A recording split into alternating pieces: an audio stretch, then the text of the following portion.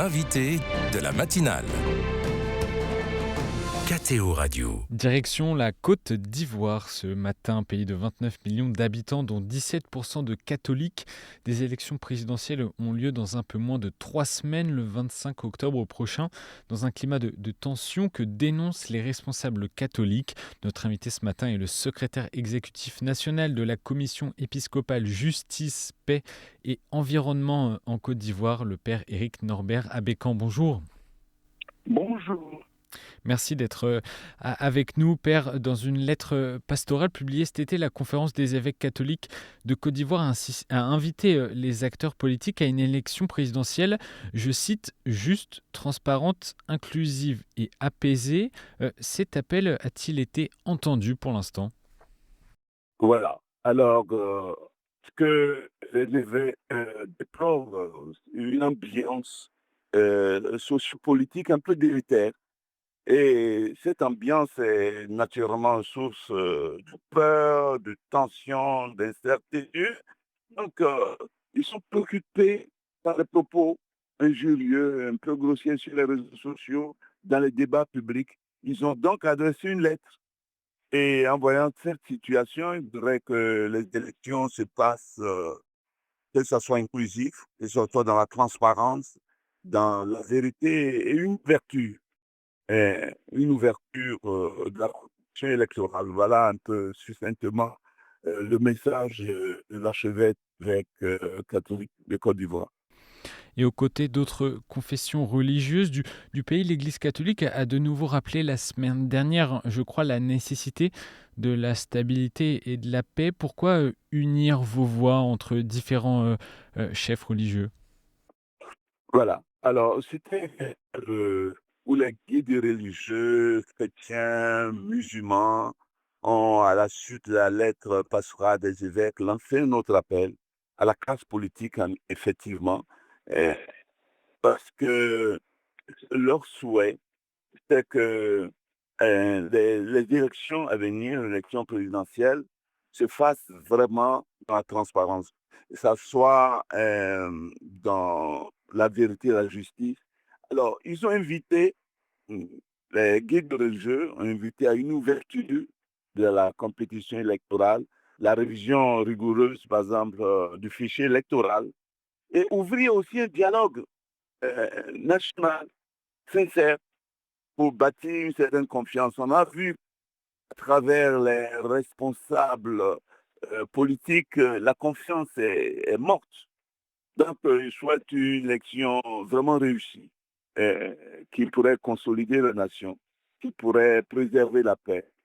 Et, et c'est tout à fait normal que les guides religieux puissent tirer la sonnette d'alarme quand on voit tout ce qui se passe en ce moment. Père Abécan, je voudrais faire juste un point sur cette situation politique, revenir un peu sur ce constat. Le président sortant, Alassane Ouattara, brigue un 4e mandat. La candidature des deux principaux opposants, Tidjane Tam et Laurent Gbagbo, a été rejetée par le Conseil Oui, constitutionnel. Quel oui, regard vous portez sur la situation politique en ce moment ? oui. Alors, je vais vous dire toute la vérité.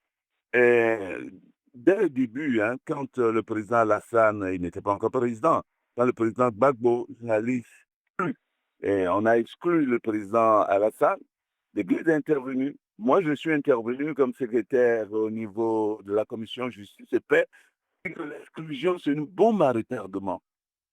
C'est une bombe à retardement. Et on le voit très bien. Bon, Dieu merci, ils ont accepté de l'inscrire. Mais aujourd'hui, c'est Babou qui est exclu, c'est Tim qui est exclu. La Alors, situation nous se disons la renverse, même oui. chose, Hmm. que nous ne sommes pas d'accord. Hier, nous avons condamné l'exclusion. Aujourd'hui, nous condamnons l'exclusion. Et c'est pour cela que les évêques, dans leur lettre, ont mis l'accent sur l'ouverture de la compétition électorale. Et parce que pour eux, c'est une religion démocratique, hein, qui peut garantir l'égalité des chances. Donc, ça évite les frustrations qui sont des bombes à retardement et les conséquences imprévisibles. Et les évêques veulent qu'on évite ça. Voilà. Père, vous vous êtes, notamment, dit préoccupé, on l'a entendu, par, la multiplication ces derniers mois des propos injurieux et grossiers, notamment sur les réseaux sociaux. Je répète ce que vous avez dit. À quoi c'est dû selon vous, cette, situation de violence et de grossièreté? Mais c'est dû au fait qu'on n'a pas encore bien compris le sens de la politique. On n'a pas encore bien compris la nécessité d'une culture politique fondée sur la paix. Et c'est pour cela que les évêques ont lancé l'appel aux leaders politiques, aux institutions, aux médias aussi, et à tous les citoyens.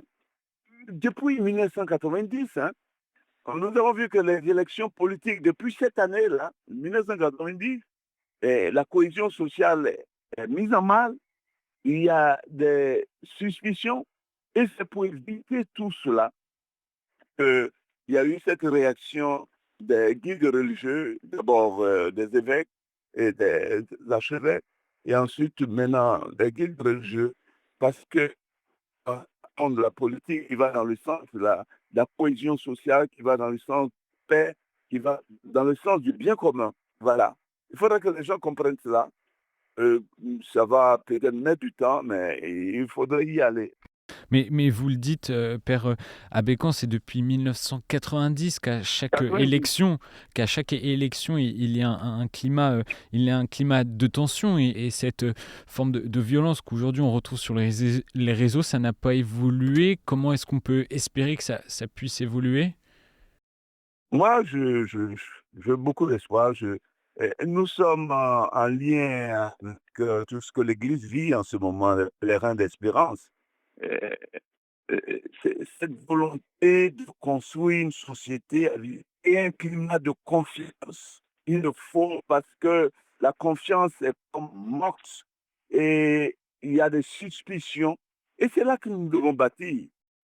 Notre Saint-Père, le pape vénéré mémoire, le pape François disait que l'espérance est surtout la vertu du mouvement et le moteur du changement.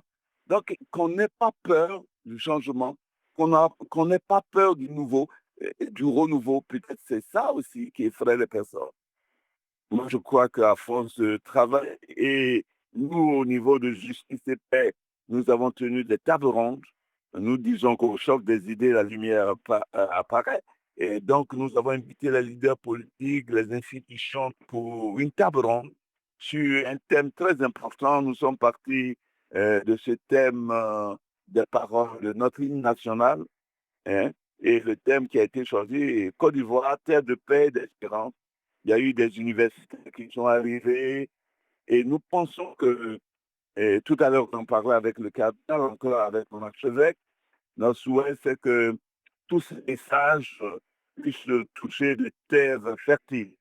On entend, le rôle que peuvent avoir, une commission comme la commission épiscopale justice, paix, environnement en Côte d'Ivoire, mais plus globalement face au constat que vous dressez depuis le début de l'interview, quel rôle doivent jouer, les catholiques, et que demandent les évêques? Ben, les catholiques, les évêques demandent aux catholiques de se souvenir que notre identité est catholique. Vous êtes celle de la terre, vous êtes lumière du monde. Il faudrait que les catholiques jouent pleinement leur partition dans tous les milieux où ils sont. Moi, les catholiques sont pratiquement dans tous les milieux, que ce soit à l'école, que ce soit dans les syndicats, que ce soit dans la classe politique, que ce soit dans des partis politiques, je veux dire, qui jouent pleinement leur rôle de celle de la terre et de lumière du monde dans ce monde politique, de faire en sorte que ce soit des propos qui construisent de la paix. Alors, nous savons d'où vient la paix, ça vient des cœurs. Nous savions aussi d'où viennent les guerres, ça vient des cœurs, et que les cœurs soient apaisés. Donc, les chrétiens à ce niveau-là ont un rôle très important à jouer, de, d'être des pèlerins vraiment d'espérance. Et C'est ce que les évêques souhaitent, oui. de façon, plus globale, même en dehors des catholiques, mais de quoi ont le plus besoin, les Ivoiriens aujourd'hui? De quoi a vraiment besoin la société? La société aujourd'hui a besoin d'une certaine cohésion, donc de dialogue. Voilà, la société a besoin de dialogue parce que à travers le dialogue, comme je le dis, hem, la lumière jaillit, parce qu'au champ des idées, comme dit le poète, la lumière jaillit. On a besoin de ce dialogue-là.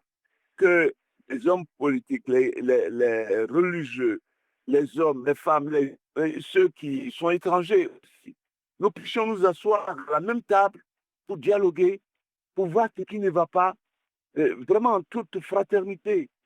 Donc je crois que le pays a besoin beaucoup aujourd'hui du dialogue. Le dialogue sans lequel on ne pourrait pas avoir une paix solide. Parce qu'on se contente de parler, on se contente de discours politiques, on se contente de langage. Ben, il faut maintenant aller à la réalité des faits, c'est-à-dire s'asseoir pour que chacun dise nous avons besoin de ça. Donc c'est le dialogue, à travers le dialogue. Voilà, pour moi, déjà, c'est ça. Ouvrir un dialogue national, sincère, afin de bâtir une confiance mutuelle. Pour moi, c'est très important. La confiance se perd et chacun croit qu'il a le monopole de la vérité.